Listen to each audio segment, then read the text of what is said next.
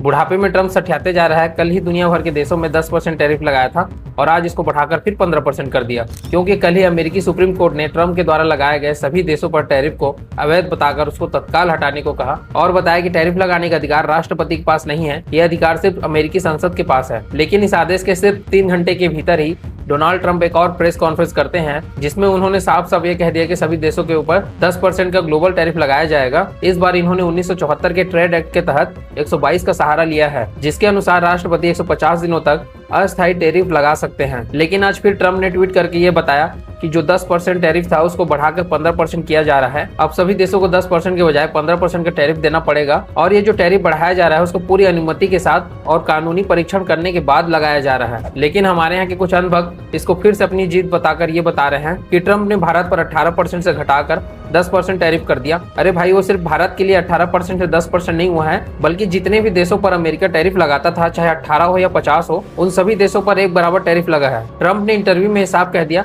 कि भारत के लिए कोई भी टैरिफ में राहत नहीं मिलेगी और यही डील हुआ है कि हम उनको कोई भी टैरिफ नहीं देंगे, लेकिन वो हमको टैरिफ देंगे। Deal with India, and it's a fair deal now, and we are not paying tariffs to them, and they are paying tariffs. We did a little flip. लेकिन सवाल तो यह है कि अब तक जो 200 अरब डॉलर से ज्यादा टैरिफ के नाम पर वसूला गया है उसका क्या होगा। अब यह मामला दोबारा अदालत में जा सकता है। राष्ट्रपति बनाम अमेरिकी संसद की शक्तियों को लेकर नई बहस शुरू होगी।